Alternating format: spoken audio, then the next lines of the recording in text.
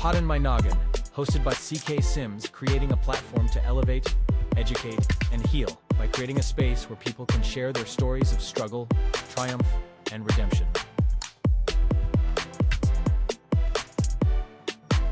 CKS Media. Hello, everyone, and welcome back to Poddin My Noggin. I'm your host, CK Sims, and today we have sort of an elusive guest, maybe. Her name is Lisa Sugarman. She comes from Boston, Massachusetts, and she has really good sort of message for everyone. A lot of life experience and a lot of really cool things that you've done. So, Lisa, welcome Thank you. to the show. Thanks for being a guest. I think when we first connected on the platform and you kind of shared a bit of your story, the part that really stood out to me was surrounding your dad. Yeah. Right? And that you had to learn your dad's way. Mm-hmm. So I wonder if you feel comfortable with starting there. Like, Yeah. you're 10 years old. Yeah. I'm 10 years old and I'm losing my dad, who's my best friend in the world and my person. And I was an only child, so he was everything. And I came home from summer camp one day. I went to day camp, half an hour away, and I got off the bus and my mother met me the way she always met me. And instead of walking me to our house, she walked me kind of the opposite way down to the end of the street. And I don't know what it was. There was something bizarre about that to me, not in the way she was behaving or in the way she was talking. But it didn't make sense to me for some reason that my dad wasn't there.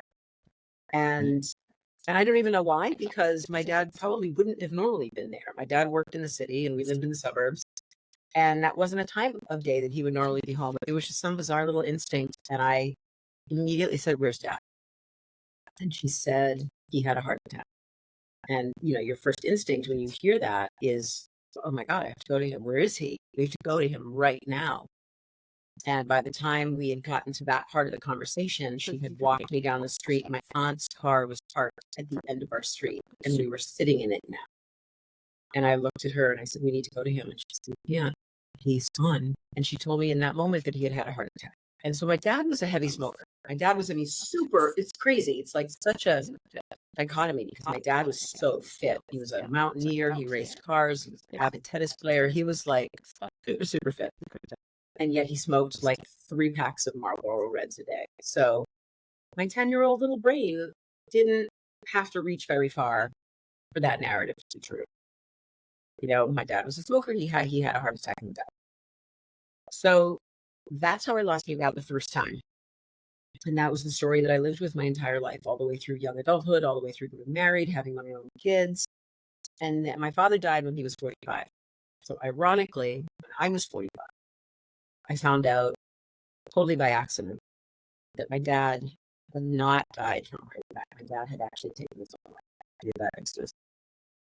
And it just shattered me to 1,000 pieces. So I have to ask, right? And you say by accident. Can you talk about, how that happened? Yeah. I feel comfortable. There's no part of my story that I'm not comfortable talking about. So, I say this whenever anyone asks me that question, I prepare them and say it was not like some crazy dramatic revelation. It wasn't that kind of a thing. And my husband and I live in a really small town north of Boston.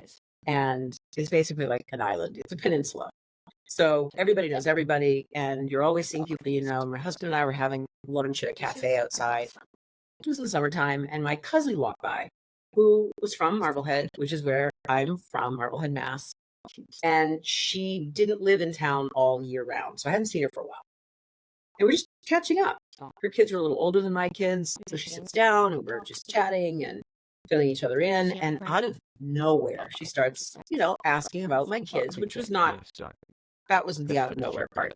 It was the question she asked after she asked, how are they doing? What are they up to? And then out of nowhere, she asked if my daughters, who at the time were 15 and 13, asked if my kids had any of the same mental illness and depression that my dad had.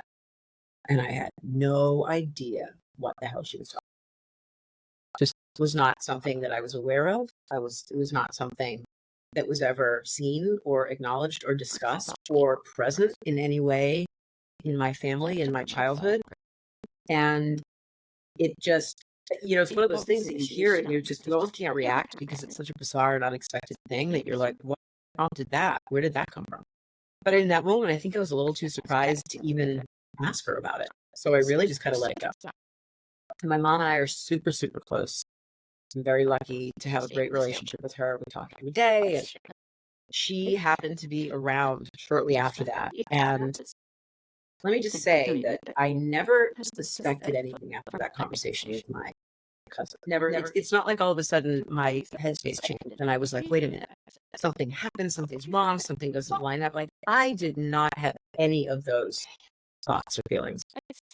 But I did bring it up to my mom in a different way the next time I talked to her. I didn't know it was on my mind. We were just sitting having lunch. And out of nowhere, I asked her if my father had been depressed. And she said yes. And I knew, so you have to understand my family dynamic. I come from parents with two radically different families. My father's side of the family was very tough, like very money oriented. They had a family business. There was real estate business. They were fairly affluent. Everything revolved around this family business. And my father busted his ass to help manage that business after my grandfather passed away. So my father had a full-time job working in the city. And then he also had a full-time job working for his family, managing all of this real estate. And nothing my poor father ever did was good. Nothing. Every building was full. Everybody was happy. Everything was as profitable as it had ever been. And yet it was never enough for my father's side of the family. My mom's side of the family is just every ounce of joy that can be found in is my mom's side of the family.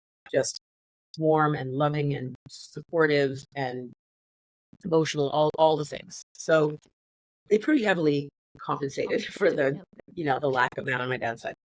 So I did understand when my mom said he was depressed, I got it. Like, I understand why that might have been. Before I even knew I was asking the question, the next thing out of my mouth was, did dad take his life? I didn't have any intention of asking that. I had never thought that thought before it was coming out. So somehow, some way. And after he was depressed, she said yes, but you proceeded to ask if he choked his wife. I did. That's right. And she immediately, without any hesitation, said no. She said yes, he did. And then, of course, that was the day he died again. That was the day that wound, that deep trauma just reignited all over again. And it was so different. Like, I was 10 and now I was 45. I was a child. Now I was a mom. I had 2 teenage kids in high school. I had been married at that time for 20 years. And this man who was my dad was a hero. My dad was, you ever hear that expression, cool like the other side of the pillow? I haven't, but I like it. Yeah, I know. It's like, I think it was like some baseball commentator used it years ago. And that was my dad. He was just cool like the other side of the pillow. He just had this way about him, this charm about him, this beautiful personality. And so nobody, including my mom, had any idea that anything was really going on under the surface. Like, she knew he had stress from, his family and from working so much. But beyond that, there were no signs. And that's what made the whole thing so hard. And the high, which you mentioned as well on your website, is that 35 years ago. Nobody who's talking about suicide. Did not talk about it. No, you didn't talk. So mm-hmm. Yeah. Right? And no mental health. Who's talking about mental health in 1968 or 1978? I mean, they weren't. So my dad actually, it's a really sad irony is that apparently, maybe a month or so before he passed away, he told my mother that, he had been very stressed and he decided to go see a therapist. And he saw this therapist she thinks he probably saw this person maybe 2 or 3 times. And it was obviously too little, too late. He just you're at a table in a restaurant with your mother. You asked her this question, and she responds. What's the immediate reaction from both of you, really? She's just now released a secret that she's been holding on to for 35 years, and you're just now being secondary traumatized. Really, Yeah. if you think about it, like that wound was just ripped wide open. Oh, for sure. I mean, I was like hemorrhaging trauma at that point in that moment. So, I mean, you have to remember that,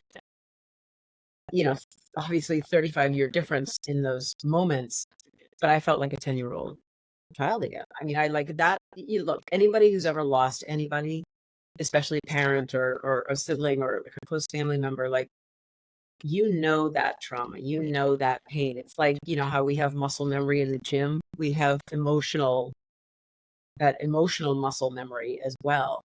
And I mean, I think at the time when the way this all went down, just kind of like the choreography of the way this all went down, is that we were sitting in a cafe. And by the time I was asking her the question, we were actually walking out the door. We had finished and we were just chatting. And I asked her about him being depressed, and she said yes. And that was kind of in that moment that we were like kind of heading toward the car. So if I remember correctly, it's like 10, almost 11 years ago that conversation happened. We were walking out to the car. So we were like in the middle of this big public parking lot. And my mother acknowledged it and said, yes, that was what happened. So now we're like getting into my car. And I think we sat in my car, had to have been at least an hour. If it was a minute, it was at least an hour. You know what I mean? And just sobbing. Like, I think I was just in absolute shock.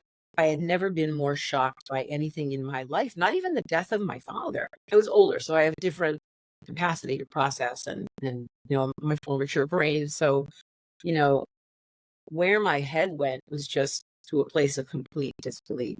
And, I'm like, are you sure? Are you sure? And then of course, I think somehow we ended up talking about the note that he had left, because I asked, at that point, then all you need is information, details. I needed to know like what the hell actually happened. And she started at the beginning and the best she could, and she told me. And the one thing though that I do remember so vividly, and I feel exactly the same way today that I did the day that I found out, and I have felt this way every day since.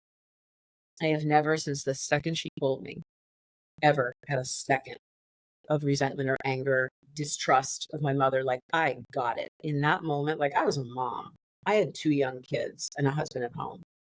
I 1000% understood why my mom changed that story in that moment. It was 1978. He was my best friend in the world. He was there, then he was gone. And the last thing in the world my mother was going to do was to drop a suicide on top of him already being gone, and what that would have done to me. So she was already like, her childhood has now changed forever. I can't change it. It's an interesting how you said that, because I know in my mind I was wondering, what your feelings around her holding that. But I agree with what you're saying. Like, as a mother, and not even to mention someone who experiencing, there are always trauma and loss and grief in that moment. Yeah. A decision had to be made. Yeah.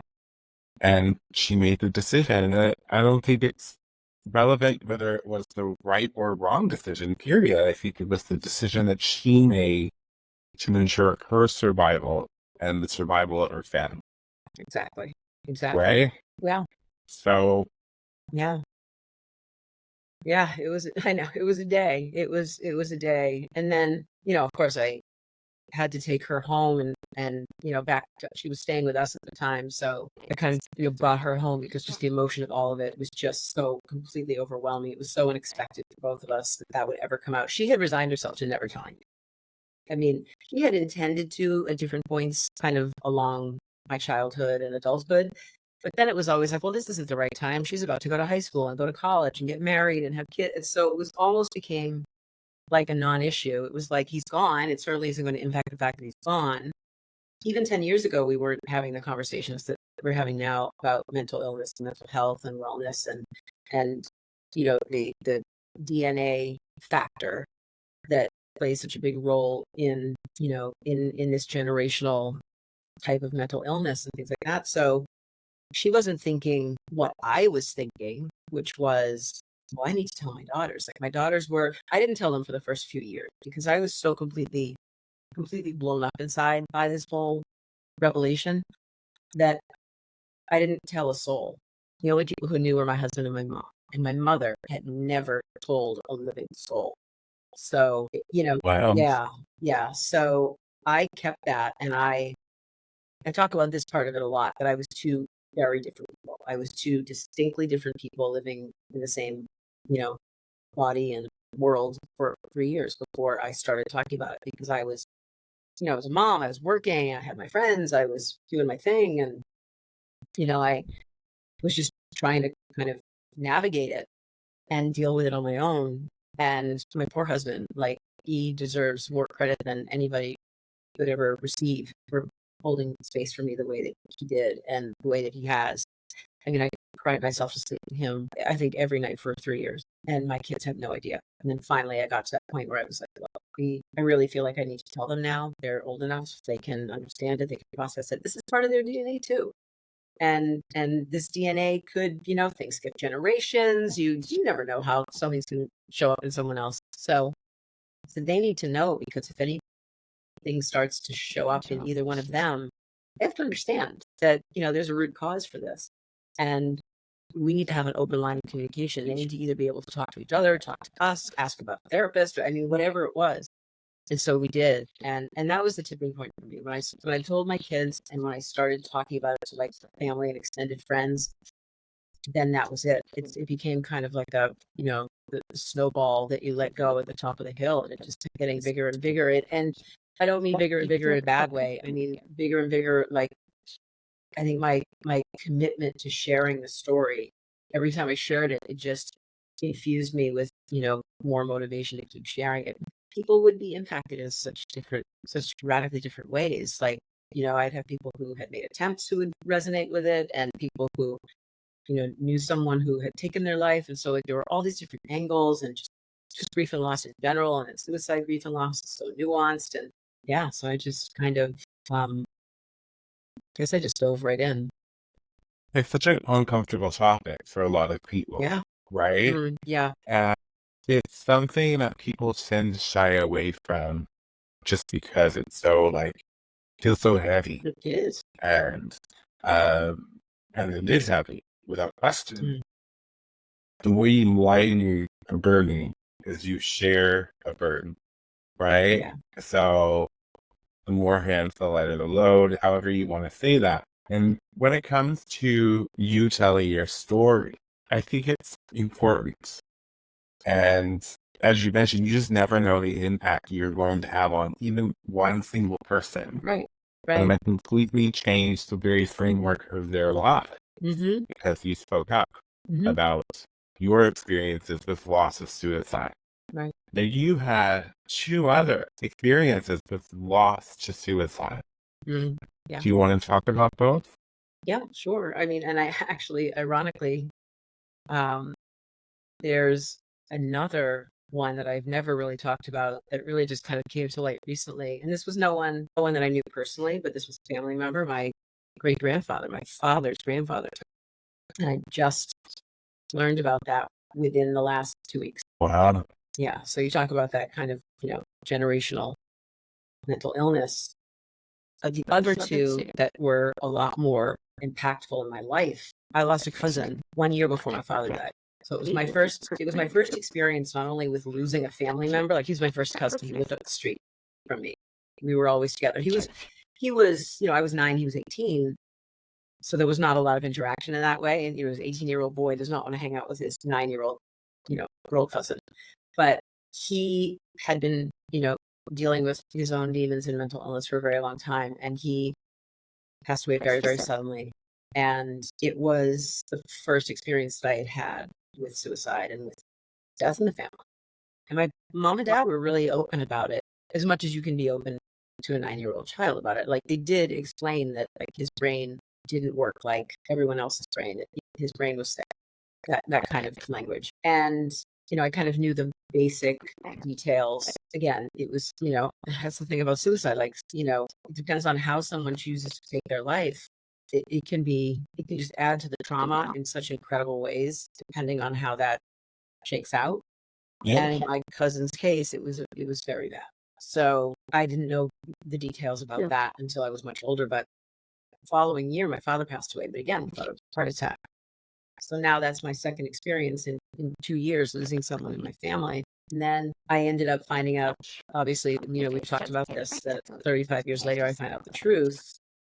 3 years ago, a little over 3 years ago, one of my husband and myself, one of our best childhood friends that we from the time I was 5 and the time my husband was 16, we've all been close. We lived together at one point. It was in our wedding. Our daughter was a flower girl, that kind of connection. Lifelong friends. He took his life out of nowhere. Yeah, it wrecks you. There's no other way to say it. It just absolutely wrecks you. And it doesn't matter how many times you've been through something like that before. Every loss is its own unique thing that you have to navigate. And, his was a tough one too. The way in which he took his life was a very difficult situation. So, that just added to the pain and the trauma of all of it. But yeah, so I have definitely got not a good hat trick in my life. I mean, a hat trick that I wish I did not have. It's the thing you talked about so far, and even just on lisasugarman.com, you have so many resources on there, except for people who are at home listening right now, or just head over there. So many resources. It's an incredible website. Losing someone to suicide is so nuanced and so multifaceted, and everyone's going to respond to it differently. Yet, like you just said, probably you are also going to add so many components to it. And I think the one that always stands up in my mind the most is the why, which you rarely get, right? And then also, if there's something you could have done to make a difference, to change the outcome. And for me, I'm on the other side, as I mentioned to you before we started filming, is I've been down the road of darkness, going through the motion, everybody thinking that I'm okay, I got a job, I went out, I did things, I had fun, but there was just hope, just dark, constant for, I think, 3.5 years, just a non-stop wave of hope.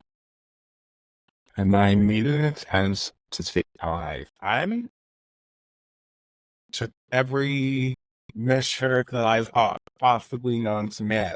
And I was thoughtful in the sense that, I wanted to do it in the bathtub, keep the mess contained, all of these things. I don't know how long it's going to take for someone to find me. But I had all of these thoughts, right? I did fail, as I mentioned to you, and I am grateful that I failed. In that time, when you are there, when you're in that, there is a lie. Your whole mind is lying to you, but you don't have hope. There doesn't seem to be anything anyone can do, anything that could happen that could make it better. And for me, and I know for a lot of people who have survived suicide attempt, the most clarity, the most peace they feel is when they actually decide to do it and set the thing into motion. And I remember that almost week when I finally decided to do it with resolve. So I was like, a weight was lifted. I was making the choice, that decision to go on my own terms. And I'll tell you real quick that for years I didn't understand suicide. And I made the Pentecostal church said suicide is like an unforgivable sin. And, people think of it as a cowardly way out, and there's so much taboo on it. And then Robin Williams was the one person who really affected me, and I couldn't understand it. I couldn't figure out or grasp how someone who was such light to so many could find themselves in a place where I could not get that peace. I get it. I get CK. I think it's because mental illness does not discriminate. Yeah, exactly. It doesn't at all. And it wasn't until I got there myself I realized that people who suffer from heavy depression or mental illness are the best actors in the entire world. For sure. Look at my dad. Yeah. If there was an Oscar category, Yeah. I'm like, honestly, and you just don't know. You just need goosebumps thinking out it, because the truth is you just don't know. You can be having a conversation with someone laughing time of your life, and the very next day they're gone. And you're like, it works. It's such a, I don't know. And it's, I wanna say, as you wanna say too, I think, that there is hope for those who are suffering. And like, I don't know how to tell people to say no. Yeah, I know. You know what? I think, well, first of all, I think I think in some way I can understand how you would have been appeased, or anyone who kind of makes that decision that has finally been able to take agency over their life and over this thing that's held you so incapacitated for such a long time. And all of a sudden you rise up and say, nope, I'm going to fix it. I'm going to save myself. And this is the only way that I can save myself, until you make that decision and you're like, oh, thank God. Now I'm like, it's going to end pretty soon. Is that accurate? That was very accurate. Yeah. So, I mean, I'm assuming that that's probably something that goes through most people's head. I mean, I work on a crisis lifeline with the Trevor Project, and I talk to a lot of people who have suicidal ideation for decades. And they say that, those who have made attempts say that there is this incredible calm that comes over you when you finally make that decision to follow through, because you know that, okay, I'm in the home stretch, the pain is almost over. You're not thinking about anything else. You're not thinking about anyone else. You're not doing this to leave the people that you love, because you still love them, right? Yep. So I think that what you and I have to keep telling people, and the more we say it, and the more people we can encourage to see it, the more people will start to understand, and the narrative will change. We need to say that when you're in this moment of hopelessness, it's not going to last. There is another side to it. You will not always feel the way that you feel right now. That's, I think, the biggest and most important piece to keep in mind, that it won't always feel this way. It's like grief, right? It's like guys who we love. We cannot possibly imagine functioning and loving again, or feeling joy again, or happiness again. And somehow, I mean, we're still sad that that person's gone, and we still grieve them and miss them, and that will never change. Grief never ends. But somehow we find our way through it.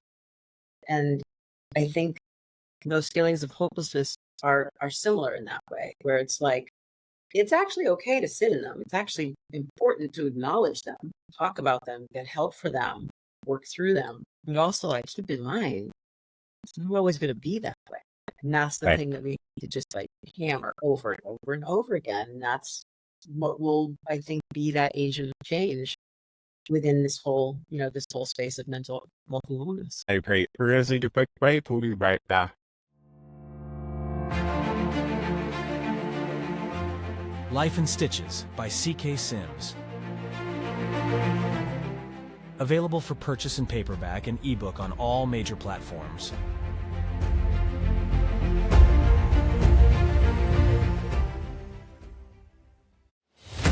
Partner today with CK Sims and Poddin My Noggin to get in front of an audience that cares. You will be supporting mental health stories, tales of resilience, and uplifting content, aligning your brand with bringing goodness, authenticity, and kindness front and center.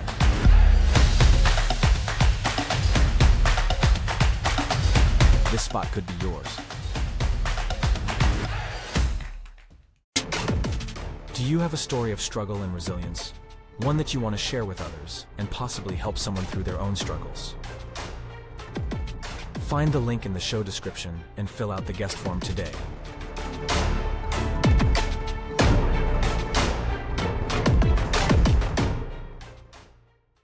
Welcome back, everybody. Before the break, Lisa Sugarman and I were talking about the importance of talking about suicide. And you were just talking about the fact that oftentimes when someone tries to attempt suicide or leads up to that, once they make that decision, they experience this form of peace, right? And you were correct in what you were saying. And, I think for me, for the world, if I can give any message to them, it would be that I was there. I lived through the darkness, and I really tried super hard to die in the darkness because I didn't think there was going to be another opportunity. Everything like quite, if you just like in, it's so hard to explain, but Yeah. darkness, hopelessness, point, Mhm. nothing was there. And so after like 3.5 years, I just decided, we're going to do it. Once again, I failed. Obviously, I'm here, very gratefully. I wasn't happy first, though, right? And when I ended up in a short stay unit for 3 days in a psych ward, and this male practitioner, I can't remember if he was a doctor, nurse, psychologist, psychiatrist, whatever, I can't remember who he came in. He just looked at me like a human being, like he was a human being, looking at me as a human being, and he said, "What's going on?" And it was just such a genuineness to him. And I remember just exploding in like just verbal diarrhea, I guess, if you will. Like just everything that could have ever happened in my life, all these things. And the main thing that he caught on, which I think is really important for anybody who's suffering of suicide, is that I kept saying or referencing that I'm just so tired. And I'm tired of trying to stay above water. It just feels point right. And so I was trying to give myself a break and all of those. I repeatedly said that. And so he said to me 3 words that changed my life forever. And he looked at me and he said, "Just stop swimming." He says, finding the word. But just stop swimming. And in the moment, I did not know what he was talking about. Until a little bit later in the day, I spoke to a psychiatrist and I learned that it was radical acceptance, right? Yeah. And how powerful that is as a tool. Yes, I And talk about that a so, lot with my own therapist, actually. We talk and about it's such, acceptance a lot. Yeah. and for anybody at home who doesn't understand what radical acceptance is, the whole point of me saying what I just said is that we spend so much of our energy trying not to be depressed, anxious, have mental illness, that we have nothing left for anything else.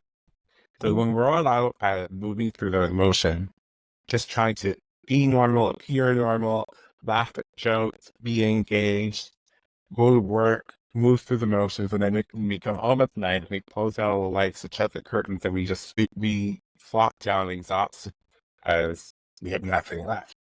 That's part of the problem.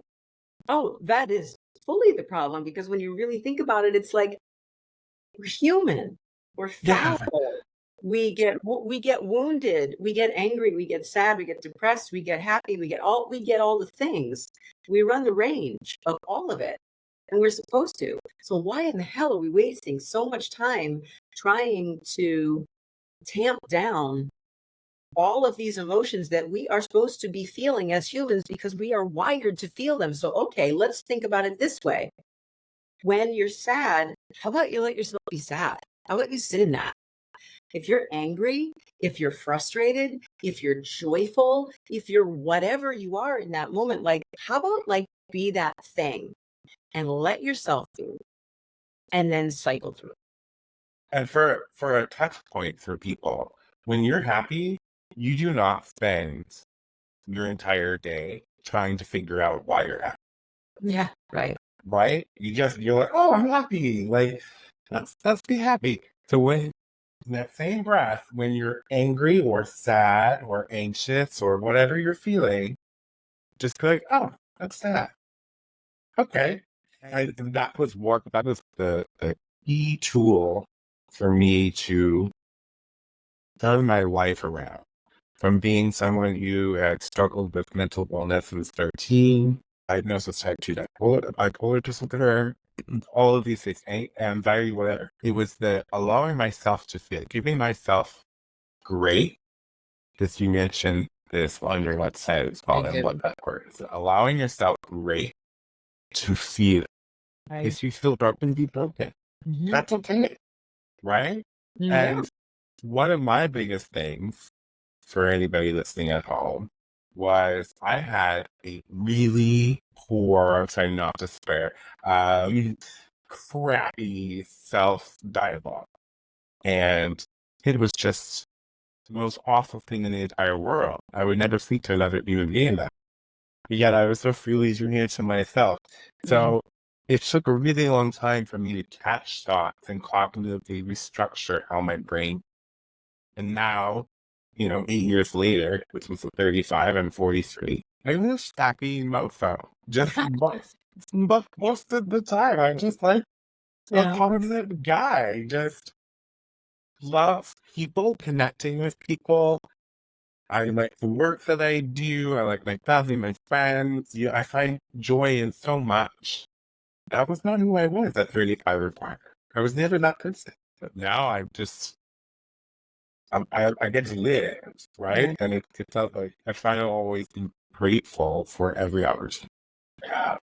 So, Well, it's interesting that you said grateful, and in the same way that you said the word grace stuck out to you, the word grateful sticks out to me, because there's an exercise that I do, and I'm not doing it to try and negate the feelings that I'm in. I do it because it's just it's a positive thing for me to do for myself when I'm in a moment where I'm feeling very low and I'm feeling, I wouldn't say hopeless necessarily, but I'm just not myself. I'm not happy. I seek out something that I'm grateful for, because, and try this. If you're listening, try this. You cannot be in a state of gratitude and be upset.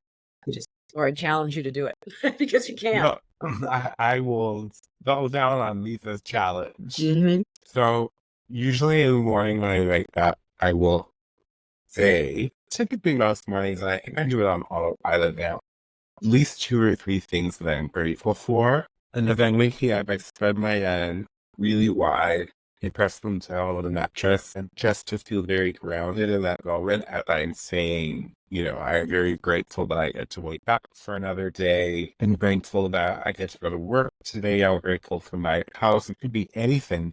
And you look around, you're going to find a lot of things that you're grateful. Yeah, you might be miserable in this moment. You'll find things that You will. And the interesting thing too, something you just said about saying, you're grateful that you get to get up, or you're grateful that you have a home to live in and a community and friends. There's something else that I try to do as often as I can, and this is super helpful just in terms of like kind of course correcting and attitude. I feel like most often I try to consciously find the positive in a situation. Like, not everybody is dying to wake up at 5 o'clock in the morning and go out for a run, or, dying to go do, make a superset at the gym, or to take the train into work, or whatever it might be, or pull the weeds in your yard all afternoon. But when you reframe something, when you spin something and you say, move my body today, I get to make myself a little bit stronger today. I get to have this quiet time on the train to read my book or my newspaper or send messages to people I love. I get to be in my yard out in nature, pulling out weeds. It's going to make my yard look amazing. I mean, it's all how you position things a lot of the time in our brains. It's like why there's so much rubbernecking traffic, because people are so in awe of bad things that they spend so much time and focus so much energy on the bad things. And instead, if we would just consciously do a little bit of reframing of things, you can pretty much reframe anything and find the good in it. This is not to say that you have to be happy about every little thing that you do that is a slog or annoying. You don't have to be, but there's a way to find joy where you don't think that there is, if you look hard. more, honestly, and the reframing, are a very powerful tool in changing your entire landscape of your life, and how you see things, how you move through life, how you interact with others, how you interact with yourself. And it's such an important tool. You mentioned this earlier. After you found out about your dad, after you started talking to your saint, what compelled you to get involved with the Trevor Project? That was a no-brainer for me. So for anyone listening who does not know what the Trevor Project is, Trevor Project is the largest LGBTQ crisis and support hotline on the planet. We're here in the US, we're also here in Mexico. We're 24/7, 365. There are people like me on both lifelines and text lines. We have a texting and phone platform. And we are there to provide help and support and resources and to hold space for teens and young adults ages 13 to 24. A couple of things really put the Trevor Project on my radar to begin with. So we've been around for 26 years. This is our 26th year and have helped thousands, hundreds and thousands of people with not just suicidal ideation and, joblessness or relationships or coming out, or, like everything. Anything that you would call a crisis hotline like 9884, that's what you would call the Trevor Project for. It's just geared toward the LGBT. So it came on my radar because my daughter, we have two daughters. My youngest is 24, my oldest just turned 27. And my 27-year-old daughter came out as bi when she was a junior in college. And several years after that, because how insanely brave and beautiful my daughter is, and the encouragement that I got from her without her even knowing she was encouraging me, I came out as pansexual 3 years ago. So I'm married, happily married, been married for 31 years. My husband's my guy. He's my person. I love him to death. It was just a knowing that I had about myself, so I came out. So now all of a sudden I went from being an ally of the queer community to a member of the queer community, a child who's queer, and Trevor Project, obviously, there's that intersection because the LGBTQ community is their focus. And I'm a survivor, I'm a 3-time survivor of suicide loss. And those two things together in the same organization were like, it's a no-brainer for me that this is the place I want to be.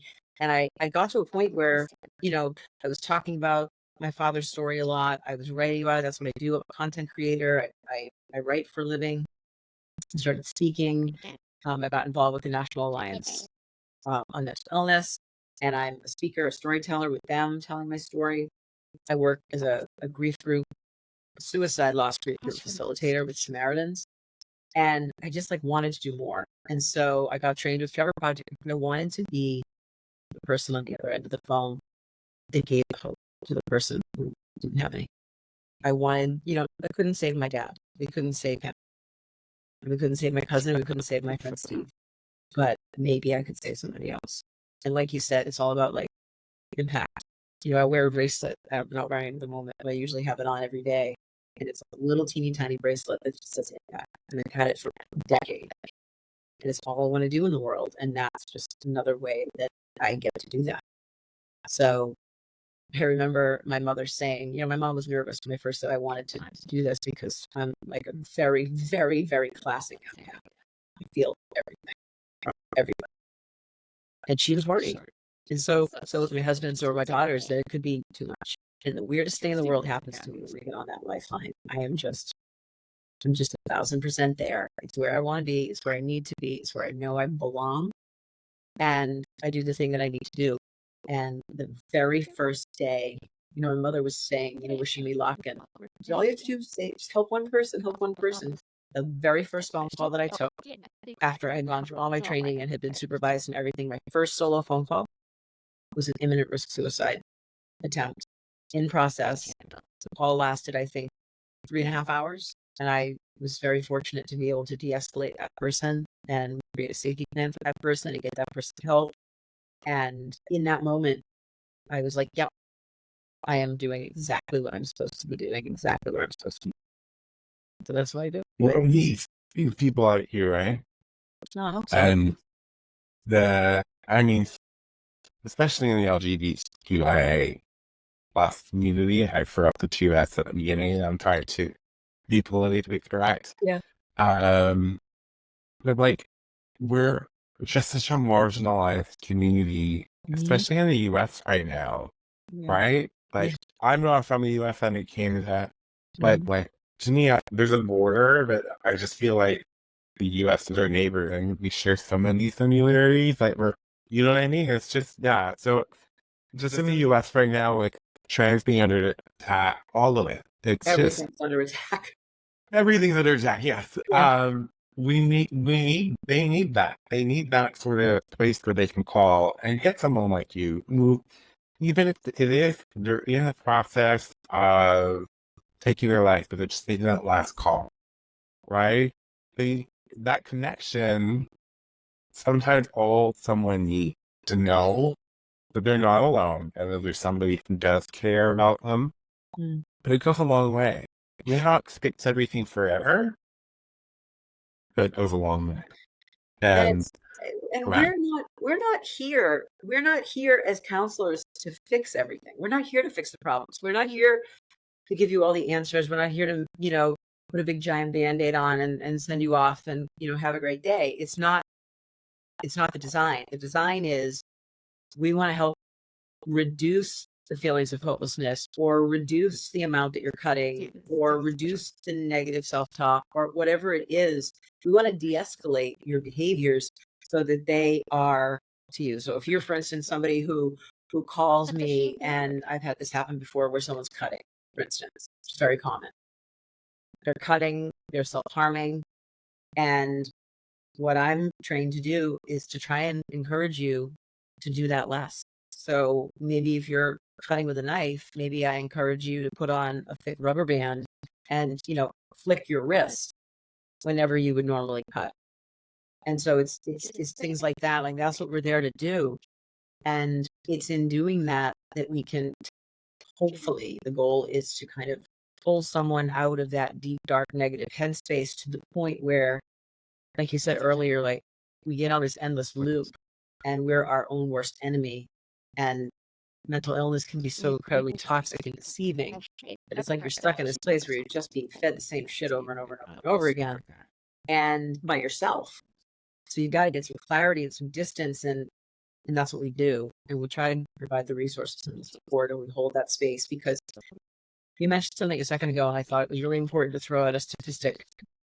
You talked about like how valuable it is to have someone listen, and how impactful that can be, and how much that can change the outcome for someone.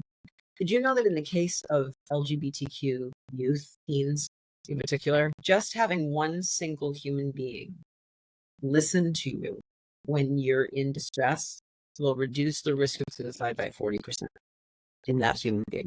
Like, that's insane. Just that, I mean, that's such a staggering statistic that it's like, there's your proof that community equals support. And the more we can tap into our communities and our support systems, the better off we're going to be, because then that kind of gets us out of our own head. The more we can just like talk to someone. You don't have to find someone who's going to like solve a problem or even have a lot to say in return. Just let someone hear what's going on inside your head. Hear yourself say it to someone, because oftentimes what we're saying up here is very different than what we're speaking. And once we hear ourselves say it, we're like, oh boy, okay. That's the beauty of therapy, right? I've had lots of therapy in my life. I'm a huge proponent for therapy. Get it if you can afford it. Yeah. Get it through other means or resources. If you're in low income and you can't afford it, there are programs out there to help. But therapy, a therapist has never sat me down and said, okay, this is what you're going to do. Yeah. You're going to do A, B, C, D, E, F, and G, right? Mm-hmm. And then by G, you're going to be G is for great. And life is going to be wonderful. That's not how therapy works. Nope. And so for me, going to a therapist is they get you talk. They listen. They'll help probe a little bit, kind of like maybe steer in some direction if they detect an area that maybe you're overlooking or you hadn't thought about. Yep. And then it's through that conversation that you realize that what you're thinking up here doesn't compute when it comes out. Right. Or maybe you now have a faulty assumption about yourself and you were a child that you put your whole life around and it's a lie. And you're like, oh, shit. And therapy brings about a lot of moments. It does. You're right. I recommend it to everybody. So do I. So yeah, the Recovery Project is a great project. NAMI is a great project. Son of Samaritan, the survivor of suicide loss grief group. You're involved in this as well, I correct? know. Yes, here in Boston, it's called Safe Place, and it meets They take every other Wednesday. It meets the second and the last Wednesday of every month. It's virtual. You do not have to be in Boston. You can be anywhere in the world. You can join. The only thing that you have to do is just fill out a registration form ahead of time, because we do need to, to make sure that someone is coming in as an authentic suicide loss survivor, because it's not kind of a standard catch-all grief group. It's very specific to suicide loss. So that's kind of the one caveat, but it is absolutely free, and we meet over Zoom. I'm one of the facilitators, and it is just such a beautiful group. Sometimes it's small, it can be intimate. There can be a handful of people. Sometimes it can be a dozen or more people. People are unbelievably respectful and kind. People have incredible conversations. Like, as a facilitator, like, we're just really kind of putting the structure for the evening together. It's not 90 minutes, and you can come in and you can do nothing but just listen and be in a a virtual space where other people who have gone through what you're going through are there, and they're talking about their experience, and maybe something resonates with you. You feel like contributing, or maybe you don't. And there's no obligation to engage like that. It's entirely up to you. And it's just such an absolutely beautiful opportunity to be in a space with people who get it. It's like doing a walk. It's American Foundation for Suicide Prevention. I volunteer with them and do some volunteer work with their walks, their overnight out of the darkness walks. And I know what it's like to just show up in a space, and all of a sudden you have all these people who have lost someone the way that you've lost someone, which is such a unique kind of loss. And I can't explain it. There's just, if you haven't been to one, it's so cathartic. It's something profound about communal healing. Yes. And if you get to experience that in your life, if you get to put yourself in a situation where you're with others who are trying to heal from loss or pain that is similar to yours, it doesn't have to be the same, but similar, you will form bonds. You may never speak to that person again, but the bonds will have been formed. Yeah. And it's such a beautiful experience. Lisa, you've been wonderful to talk about. I can't believe it's been an hour already. No. It's gone by so quickly. No. The real place to visit for anybody listening is lisasugarman.com. I'm going to spell it out, and I'm going to also put it in the description. So it's LISASURGARMAN.com. So sugarman.com. Over there, literally a treasure trove of a lot of cool things. You can look up all of her columns and articles that she's written, which there are plenty. If you're someone who likes to read, go have a read. Now, on top of this, I want everyone to know that you have written 3 books. I have. Right. So, I am really interested in this first one. No, that's not the one, because I don't have kids. How to raise perfectly imperfect kids and be okay with it. And I love that idea. Untying parent anxiety, so it's ages 5 to 8. 18 myths that have you in knots and how to get free. And then this is the one that I'm interested in purchasing myself. Life, it is what it is. It's one of my most common testing. Yeah. Because it really is what it is. I know. So go over there, purchase these books. In addition to that, I have noticed that you have been on approximately, juice to my quick count, in 37 podcasts in 2024. It might be more. I think it might be more. I think I'm getting close to the 50 mark. There's a lot of podcasting. A lot of podcasts. Yeah, I do. I love that you're getting out there and telling your story. That's the whole idea. That's it's the way that we change the narrative is at the grassroots level. Like the way you start a movement is at the grassroots level, and you talk, you have conversations, get in front of people, you have a dialogue, you share your story, you share your lived experience, and that's how people have mind shifts, and they change their belief systems, and that's what I'm trying to do. So I mean, look, I also have a YouTube channel, and on that channel I have something called the Suicide Survivor Series. And it's a series of, at this point now, there are well over 50 videos. I started it almost exactly a year ago. And they're designed to be just quick hits, 90 seconds. You will not find a video on there that is, I think, longer than 90 seconds. And it's really just a quick, from the heart and mind of a survivor, whether I'm talking about suicide loss or grief or loss or mental illness or mental wellness. I'm just like doing a quick 90-second brain dump. And those are videos that I think are super consumable because they're pretty much evergreen. They're always relevant, and they're very short, quick hits, and they're just designed to just like start the conversation, get people involved in the conversation. So I'm going to note, I'm going to link that as well in the description. Well, thank you. And then on top of this, I mentioned this before, previously, but on LisaSugarman.com, there's a mental health resources page. Oh boy. Like, seriously, like your commitment to this cause gives me goosebumps. There's been a lot of coverage and diversity over here for toolkits and resources for people. And then you also have a toolkit page that you got grounding exercise, myths versus facts about grief, questions to ask someone who is struggling. It's immensely all in one place, y'all. So LisaSugarman.com is the place to go to find resources on suicide and dealing with grief and loss and suicide. Just you name it, it is there. Thank you so much for what you're doing.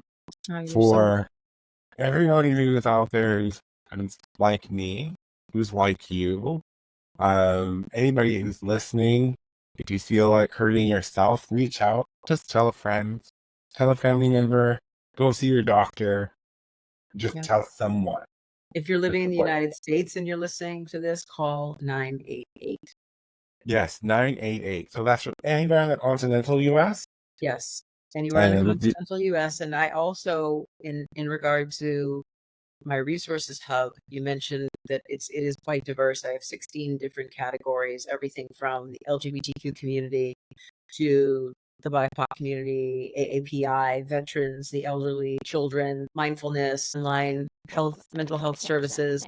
I also have resources in Canada, resources in Europe, and I have I think as many as I could find. There are probably about 150 on the list of all of the emergency response numbers around the world, in every country around the world, or at least about 150 of them. So just bookmark the number in your area. If you're in Canada, if you're listening to this in the US or out of the US, just find your country's emergency response number, that 988 number that is for mental health crisis, and just put it in your phone. Just create a contact, put it in your phone, tell the people you love, because if you yourself are struggling, that's what you want to call. And if you know someone who's struggling, you don't know what to do, that's what they're going to call. So that's the biggest takeaway for me. I love that. And thank you for doing that work. And I hope that many people continue to benefit from it. Just reach out, girl. If you got it, reach out and tell somebody. For everyone else at home today, thank you so much for tuning in for another episode of Poddin My Noggin. This was a wonderful episode with Miss Sugarman. If you want to watch her tell her story and other conversations, she also has a lot of her media links on her website, so you can go watch many conversations. I'm probably going to go watch some because I find you quite fascinating and engaging. Thank you for being here, and until next time, everyone take care. For media and sponsorship inquiries, email info@cksims.com or visit cksims.com and fill out the contact form.